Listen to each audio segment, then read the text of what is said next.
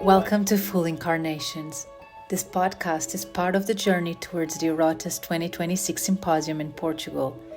Here, we open conversations on birth, consciousness, and healing, exploring how the very first moments of life shape who we become and how reclaiming those beginnings can transform our future. We are so glad you're here. Let's begin. Hi everyone, and welcome to another episode of Full Incarnations. Today we have Dana Fernandes. Dana is a somatic psychotherapist, and she works with the body and with the fascia and the connective tissue, and also she has knowledge about the nervous system, and she connects these things with our earliest memories and how they impact and shape the way we inhabit our bodies and the world. Hi Dana, it's a pleasure to have you here with us. Hello, very happy to be here. Dana, let's begin by exploring a little bit of what first drew you into looking at the body as a gateway to healing, and especially these early moments of our life. Yeah, we are recapping in this question like 20 years, just to name it. I think like most of the thing that draw many of us to different arenas is experiences of pain. And I had a chronic pain in my body for 15 years, since I was 15. And all these years I was trying to solve it in many different ways, all accessible, you can imagine ways. And parallel to that, the psychotherapeutic world was always, I grew up in this field. I was sitting near my uncle in his seminars and in his teaching since very young age. But it was always like a parallel things, and the body itself was always there. I was gymnastic as a child. I was growing into partner acrobatics and yoga and also teaching that. But it was always like these three different arenas. I had my experience of pain, I had my psychotherapeutic education and experiences, and I had my movement practices. And when I was reaching to my 30s-ish, my chronic pain became more annoying in a way. It was really calling me to look for something different, for a new way. And that's when I reached to my first teacher at the time, that she was working with the fascia and the nervous system. Mm-hmm. And parallel to that, I was working with another teacher that was a movement therapist that blended plant medicine into her work.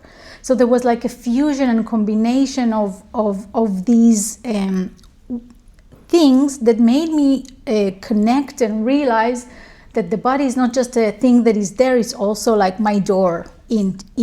And within a year of this therapeutic work, my chronic pain was gone after 15 years. Wow. But more than that, in my psychotherapeutic experience, I always had this experience that like there is something that remained untouched. And I couldn't really put my finger on that. It was not conscious. It was like just this experience. There is something, I do my therapy, I do my education, but something is like, it doesn't change, something doesn't come to fulfillment. And in this year of work, beyond the fact that really my chronic pain was gone, there was something really deep that was touched. And this combination of experiences evoked really big curiosity in me. Like, what just happened in me? Like 15 years of chronic pain and it's gone. And suddenly I'm connected with my anger in a healthy way. All these things that I was really struggling with. And that like sent me to this journey. And every teacher was like leading me to the next teacher. And until I reached about 10 years ago to the body dynamic system, which is the Danish school where I'm most trained in the past 10 years. And that was really bridging for me this cognition and body into really grasping what happened to me in my own body, and then to facilitate it in others' bodies as well. So that's like a lot of my curiosity lie in this integration, because I feel like in our world things are like separated, it's different arenas, right? We hurt in our body, we go to a physiotherapist or to our doctor. We have depression, we go to the psychologist or psychotherapist, and things are not like really coming together, and things are far more connected than we think. So that's my passion and curiosity ever since. Yeah, that is interesting, because most of us, we think of memory as something mental, right? Something that is stored in our brains, when actually, especially these unconscious memories that you were talking about from your story, and I think most of us also can relate to this, of course, because especially in those first moments of life, we can't remember it, but it's in our bodies. The memory, it's in our bodies. It's not a mental thing. In your experience, what happens, or how is these imprints become physiological memories? How they are stored? How they get stored in our bodies? How does this happen? Yeah. So I think like the easiest way to look at it is through brain development. And like when we are born mainly with our brainstem intact and online. And that means the brainstem, for whoever listening is not aware, brainstem is in charge of autonomic responses in the body, our heartbeat, our digestion, cold and warm, although this is not fully mature when a baby is born.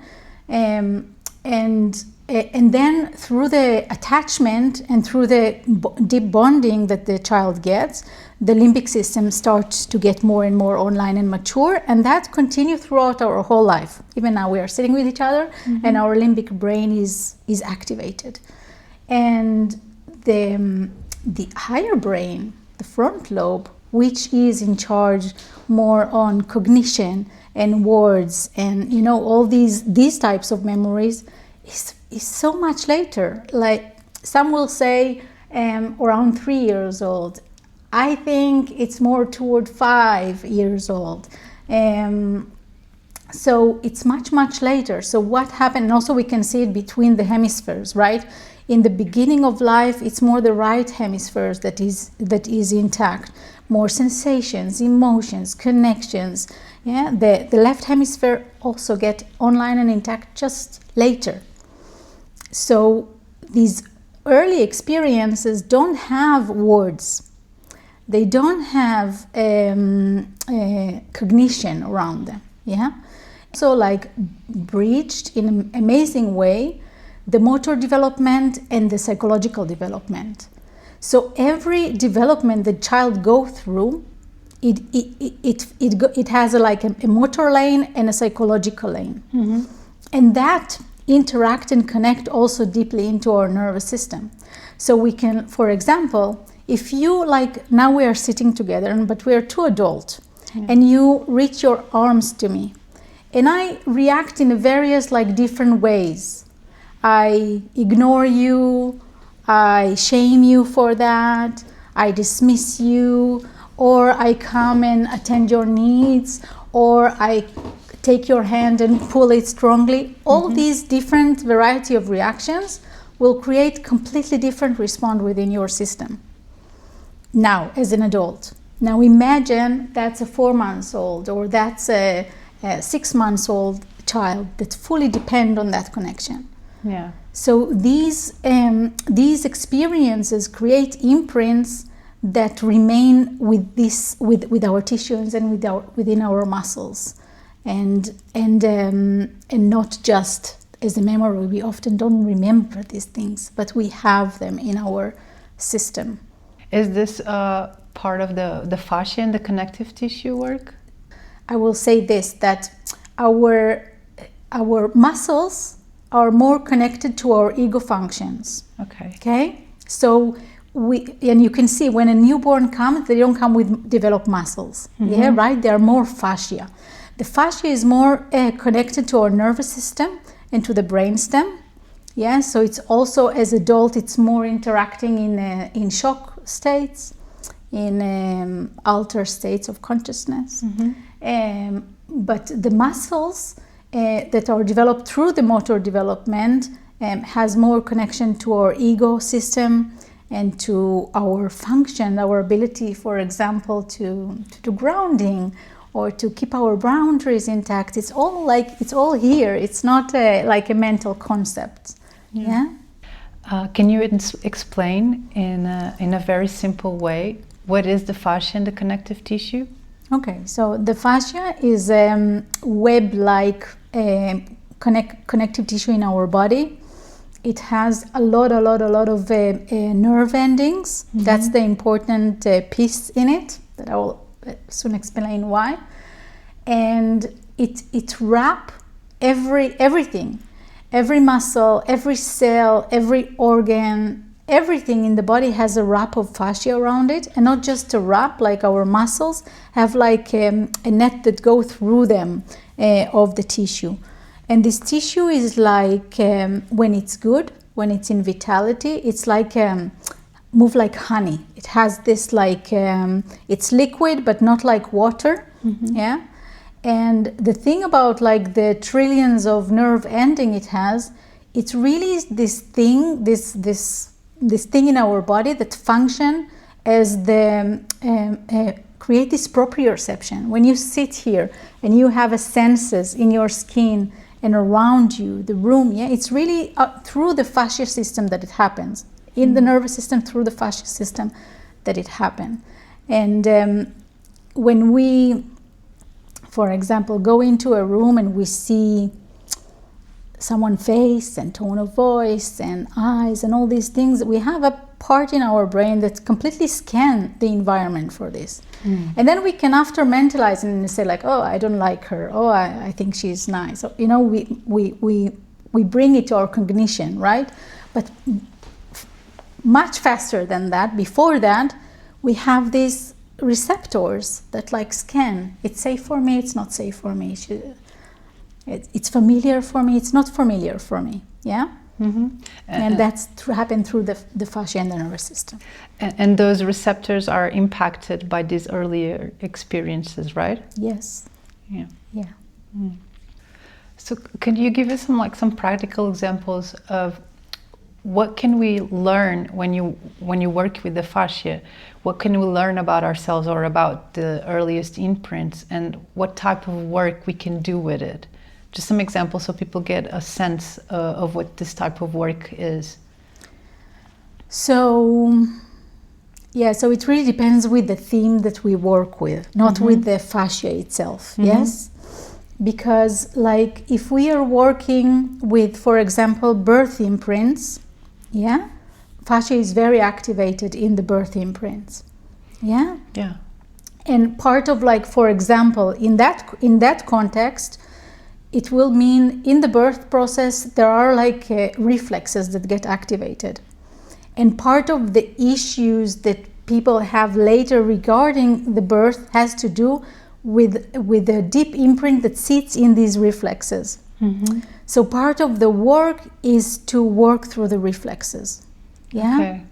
Okay. I know it can sound vague, but it's very, very concrete once we experience the work. Yeah. It's really about inhibiting these reflexes, because like we said, like when we saw how the brain developed, yeah. So we first have the brainstem, the survival, and then we have the connection, the limbic, that is also survival because we are social beings, and then we have later cognition, and cognition really rely on these lower floors. Yeah, like we know that if we have a very activated brainstem, we will have less access to good cognition. Yes, so these things are very interactive with each other. Yeah. but when we work with for example, like we gave the example of the birth imprints, we really need to inhibit, to activate these reflexes that were not inhibited in the birth process. And through that, it goes to the higher levels of the brain and also change behavior and change the rest of the thing that we actually want to change when we come to different work, to different therapies. How do these early imprints show up in our bodies later when we're adults? So we have in a biodynamic analysis system, we have a test that we call body map, where we test 125 tissues and muscles. We test their response, and we create a map where we can see these patterns. Okay, but we don't have to do this test to see this, because that sits in our posture, in our breath, in the way, in the challenges that we have in life, in the way we reach out or unable to reach out, in the way we are good with our boundaries or we really lack them. All these things are shown also in our physicality, but also in the patterns that we deal with and we often end up in therapy with. So for example, if I have a tension in a specific, or a contraction in a specific place in my body, and if I think about it and I don't know when it started, what do you have? Does this mean something, or can you give a meaning to this, or? So yes and no, because many times what we will experience as tension or pain in our body is not actually tension, is actually lack of tension. Okay. Yes, so we have this is where I was careful not to go into too much theory, but we have a range of possible responses. There are 8 or 9 possible responses of muscles in our body, muscles and tissues. And in these, there is the side of tension, hypertension we call it, and there is the side of hypotension, which is lack of tension. Okay? And so, for example, in my chronic pain, that felt very, very painful, and I even collapsed in my acrobatic practices from this hand because of it back then. It was not a tension, it was actually lack of tension in specific areas. Okay. Yeah, so we can give a meaning to it, but we need to be very concrete also, in which muscles or tissue it is exactly. And then to also examine it beyond the testing, also to see, okay, let's see on what muscle this ego function serve, and then see what happened to you in this theme in life. What to play around there, to explore what is happening to you with this theme of this ego function, for example. So to make it very simple and clear, every part of our body is connected to an ego function or an emotional function. Can we say that? We call it ego function, but it also in a way serves as emotional function, right? In how we manage and contain our emotions and sensations through this. But we call it ego function. And what we mean when we say this, we mean, for example, boundaries, containment, grounding, interpersonal skills, energy management. All these lie within our muscles and connected to our early development as babies, as children in the world. We have a monthly newsletter that, if you're interested, and everyone who's interested can subscribe on our website, and where we touch on themes related to pre and perinatal therapy. And this month the theme is the inner baby. And picking up on what you were saying before, inside of each one of us there's an inner baby, right? How can we take care of this inner baby as adults? Yeah, so I don't know if I would use the word we have an inner baby, me, yeah? but we do have like early themes that we can see them also as babies. Okay, but it really depends on where in the development we're talking on. For me, these early periods are often a lot around, for example, my existence, how I am in the world, how my sense of safety in the world. And then after comes like my needs, yeah? How good I am to recognize my needs, good to recognize my rhythms in life.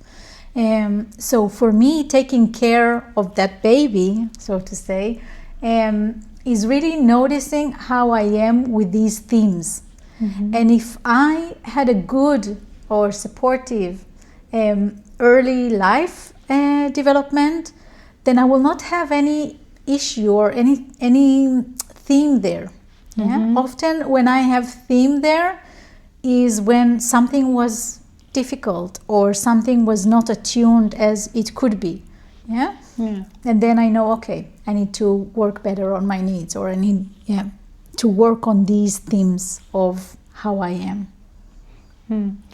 When this safety happens or doesn't happen, Yes. Does it have to do with, of course it has to do with the relationship with the baby and the parents, the mother, the caretakers, right? What needs to happen between the baby's body and the body of the adult for this safety to be present? Yeah. So first, there are like it's true. This connection is essential, right? And we live in life circumstance. Yeah. So sometimes a mother or parents are in a circumstance that is not safe, you know, or something is happening in their life or world. Yeah. Or sometimes a birth didn't go as well, but it saved the baby. Okay, so I just want to name this. Sometimes things happen not because of you or not because you are not safe, but it was in a way for your safety, right? And then there need to be an attunement between a parent and a child, and that could mean many different things because we are all individuals and we are all different. So when I'm different, my baby is different, and I can see it in both my children. They are very different from each other. They take different things from us. So it's not like, you know, like do this. Yeah, it's not like that. It's about attunement. And in these early phases, like we can look again on the themes that the baby go through. So in the beginning, early beginning, like while in the belly and birth and just a little bit after, like they need to feel welcome. They need to feel wanted. They need to feel someone is waiting for me, you know, and that someone is with them and guiding them and supporting them to that. How that happened in many different ways, yes, but in the simple way that the word that I know, sometimes it's not super clear, is attunement. And attunement really involve both nervous system, because if you think about it, the newborn or also the child after, yeah, it takes some time until they are able to, you know, self-regulate. Many of us are not able to self-regulate also in our 40s, okay? We continue to need this connection throughout our whole life. But especially in these early phases, they really depend on our nervous system. Professor Dan Siegel is often talk about how they borrow our nervous system. Yeah. So it's really they depend on that. And this is what they need from us, to be attentive, to be with them in landing into life. Yeah. When you're speaking about this attunement is co-regulation, right? Yes. Yeah. and that's a very important part of the nervous system development. And it's also, and I think it's important maybe for people who are not familiar with therapy to explain how therapy functions on this same co-regulation principles, and how do you see therapy being a space for those of us who didn't have this experience of emotional safety early on in life. How can we create that experience, recreate, re-imprint in a therapeutic context? Yeah, it's a good question. Yeah. Some time ago, like just a story a little bit into this. Some time ago, my supervisor asked me one time about a client. She asked me, like, do you like her? And I was like, what you're talking about? And it took me some time to digest into that. And then I realized that's actually a key element. And why I say it here, because when we talk about this attunement and co-regulation and what we want to create in our therapy room, yes, we are humans. Our clients activate us in many different ways, right? Yeah. And this basic chemistry, after certification and all this, there is humans, two humans that meet together, and this chemistry is beyond anything, really. And no certificate give that, or you have it or you don't have it.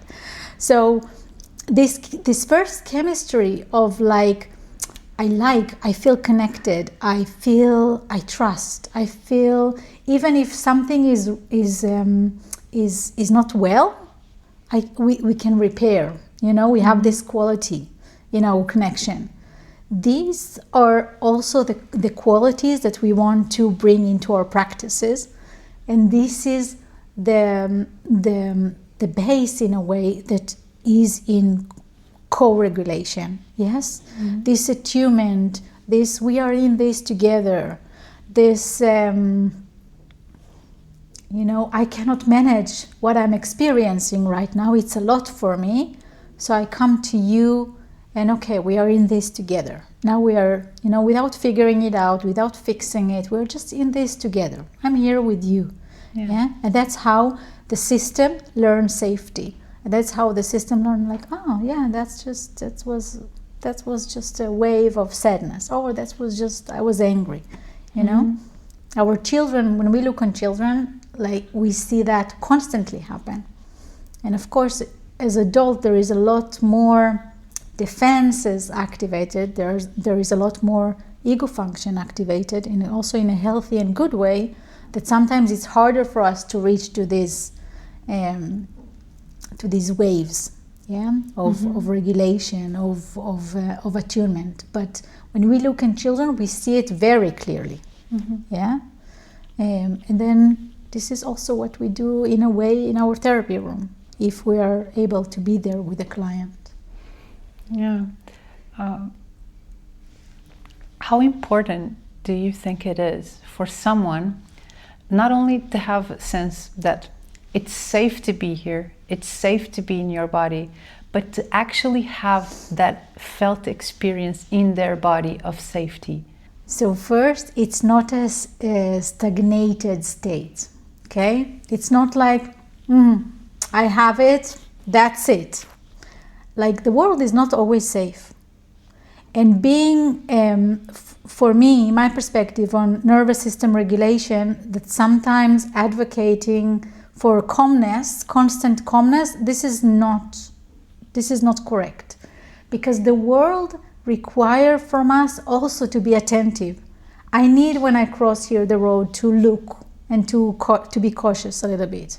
I need to, hold my things close to me, right? So the world is not always safe in that way.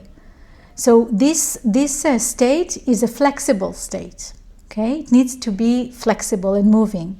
When I'm sitting here with you, I can be in my safety, right? Yeah. but it needs to be attentive, attunement to myself in that and to my environment. Yeah, that's why we did this in the beginning. You remember the question of Kim Bartel? Yeah. Like, what is inside me and what is actually happening around me, where I am in the world, and how I respond. But the sense of safety, when I'm in a safe place and I want to start to cultivate it, start like we did before, with like, notice your body. Notice your body, notice your sitting bone, notice the support under your feet, the support in your back. What is your internal state now? Yeah? Before like this safety. Safety is a flexible state that sometimes in some environment I can cultivate it and experience it with some people, but I don't need to constantly walk with this in the world, in my perspective. No, but this sense of safety, in a way, it's very important for us to connect with our bodies, with ourselves, and to bring our essence to fulfill our incarnation process, right? And what I meant was, maybe we don't need just to be aware. We need more than that. We need to actually feel it in our bodies and how that sensation feels. So as you were saying, maybe noticing, oh, this is what in my body feels when I have fear, or when I'm sad, or when I'm... So what I was asking was, if this experience in your body, not just a mental experience, but a body experience, you know? Yeah. If this is key to changing the patterns, the imprints in a therapeutic context. Yeah. Yeah, and also like I have safety around experiencing, for example, anger. I don't feel anger and then I lose my safety. You know, this is a wave of anger. You know, when I know the nature of how my body function, how these waves function, and it's familiar, it becomes familiar for me. I don't get afraid or contracted by it. So the safety remains there. And the safety for me is like an expansion. Yeah. So like when we see when we talk like about incarnation and all of these themes, there is a part of like, for me, spirituality have to happen here. And this is something that I got as a gift from Elizabeth Marker, the founder of the Body Dynamic System, because she's talked a lot about how real spirituality can only happen in a body. And from my perspective, what I feel about this is like when I see how the child development, there is like an expansion. We come from the womb like this, right? And we are slowly start to expanding, and like a tree that like all the muscles and everything starts to form and to become more in our consciousness. Now, if trauma or something happen, the imprints in our tissue and our muscles create some patterns, yeah? A contraction, withdrawal, whatever, yeah? We all have different ones.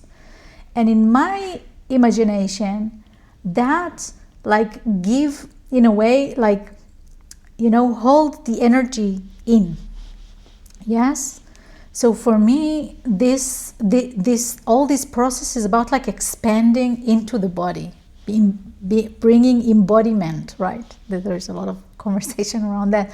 So that's embodiment for me, about like how can I bring this sense of safety, internal safety, into who I am, yeah, into how I am. And then when we talk about like being your ability to be in your potential or in your gift or in your this, for me it's really about inhibiting this landscape before I go into any other landscape. Because here, when I'm connected with my emotions, I can, for example, take very attuned decisions for me, not for anybody else, for me. and follow my own sense of curiosity, for example. You know, there is a lot of inner resources that can really lead us in life. For me, that's my perspective into this, and it's here. It's not outside. It's connected to outside. It's stimulated by outside, but it's here. Yeah. Yeah. So now I'm going to make an invitation to you and to everyone else that is listening. Imagine that we are on a therapy session. It's our first session. I'm your client, and everybody else can join me and be client as well. Wow. What would you say to me to make me connect with my body? First session? Wow.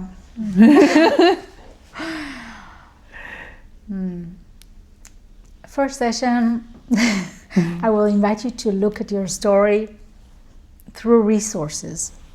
Like, what was the resources in your life and in your story? Because many times we look on our stories in the stressful or traumatic way. Yeah? Mm-hmm. But we all got, you're here, I am here. Mm-hmm. We all got a lot through our stories. So that will be like my first, before we visit the body. But then I would just invite, like I said before, to notice the body. Could you guide us through an exercise? Yes, definitely. And I want to say, like, many times, many of us noticing the body just when it hurts. So create like the habit and the brain connection to do that, because the more we do it, we form new connection and it become like a secondary automatic nature that we do. So bring your attention to all the places that your body touches surface, wherever you sit, however you stand. Just really the places where your body touch on a surface.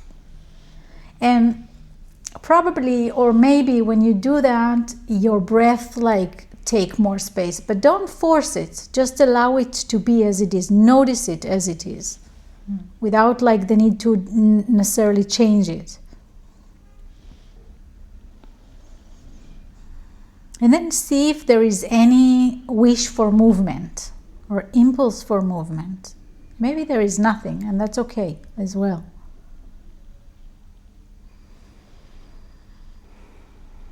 To change position or to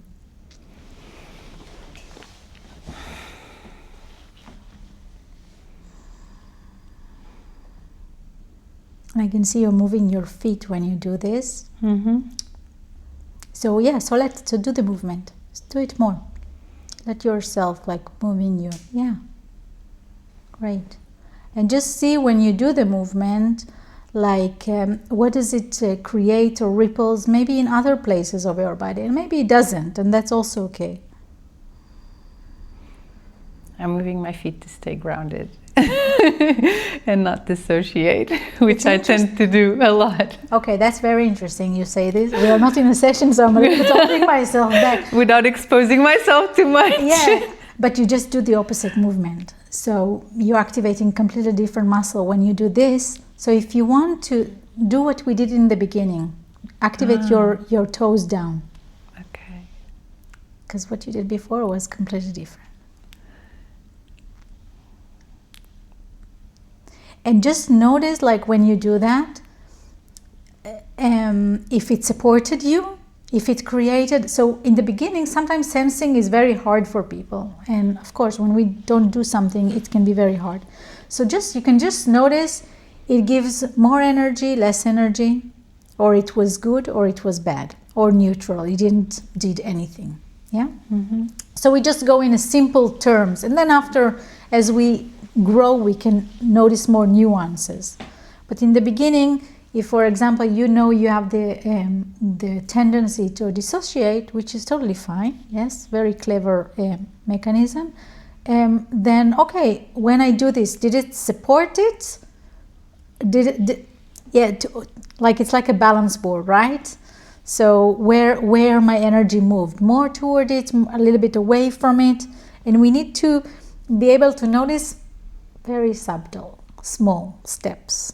Yeah, in our body, it's completely different than what we used to. Yeah, it's subtle. Yeah, but profound, but very subtle. in the beginning, at least. Yeah. That's exactly how I would describe the fascia work. Subtle but profound. The fascia work, you mean like body work? Yeah, like fascia therapy. Okay, yeah. I've been doing it, and that's exactly how I would describe it. Yes. Subtle but profound. Yes. Yeah. Yeah. So that's for like this little example. For example, it was not so much drawn from fascia therapy. It was more drawn from the psychomotor research. But of course, you know, in our body, it's one system, so it's not really separated. Yeah. Thank you for this exercise. Yeah. Yeah. What is the difference between the early wounds that originate inside the womb and the ones that originate during birth? Yeah, so we look on like different stages.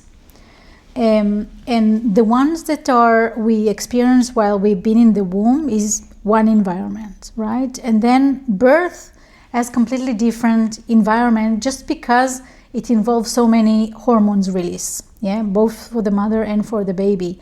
Adrenaline and oxytocin, and there is dopamine maybe a little bit, and there is a very high dose of these releases, and that create kind of like a peak experience that we call. And these experiences go very deep into the reflex system and the nervous system. But also early life experiences in the womb, because we talked about it before, when a baby is born, there is mainly brainstem and nervous system intact, right? So all these early experiences are more tightly and connect to the brainstem and the nervous system. And we call it like the instinct, the survival layer, yeah? So all these will fall in this category, yeah? But some of them, and really depends on the circumstance of the event, of what happened, some of them will fall more into the muscles and fascia system, and some of them will fall more into the reflex and nervous system. But in the end, they are, you know, tightly connected. It's like we said before, it's one system, yeah? But the differences can just be in the themes that the client come with. Early experiences in the womb can have more this like, I'm here, I'm not here, how much energy I take within my body, about the quality of the present. Birth is very different in themes. And really depends on which stage there was an issue. So it can be like, I never have time, I never get support, I'm always like late or out of sync with things. Like there are when we look on the birth process, there are like different stages. We will in the symposium we will talk about it. There are different stages, and each of these stages has a theme. So when our clients come, again, we talked about it before, they come with a theme, they come with something that they struggle with, and this theme or the defenses and the way of managing around it will lead us in one of these stages. But I also want to say that we never start with this, although like this symposium is around this period of time. In my work, it's never the first stage. Even if I know a client has a background in that area, in most cases it will not be the first place we go to. We will work through much later structures to create a lot of good resources so we can handle these early experiences after. Yeah, because in those early experiences we are very fragile, right? So it's difficult to have access to our inner resources, so you kind of want to build those first. Is that why you do that? Right. To have the ability to ground this experience, to have the ability to land back from these experiences into our adult self, and it takes time when we do that. So to have a good foundation to land into after. Dana, without revealing too much, can you tell us what we can expect from your contribution at the Erotus 2026? So I bring the body. And it's not the first time that I do it in the transpersonal field. I bring the body. My uncle always laughed about me in this. I bring the body, and I think, like I shared here a lot, like I really love the body and our physiology and the science. We are in amazing times. There is so much good research and science coming in support of this, because 15 years ago we were not here at all. I bring this. I bring how we can bring more concreteness into our work through knowing the stages and knowing where developmentally the brain is and where we are orienting in our process with our clients. So that's what I bring. Yeah. You'll be doing a lecture in the workshop, right? I will be doing a lecture, and then after, in the workshop, we will take one stage. We will take one of them, and we will explore it somatically. So, and also in my lecture, like to bring the body and to experience it also into the conversation, and not just to leave it in a mental space. Yeah. So that's me. It was a pleasure to get to know you a little bit better, and thank you so much for sharing your wisdom and your time with us. Thank you very much. It was an honor. Yeah, it was very nice. Thank you. And we'll see you at the symposium. Yeah. Thank you so much for joining us in this episode of Full Incarnations.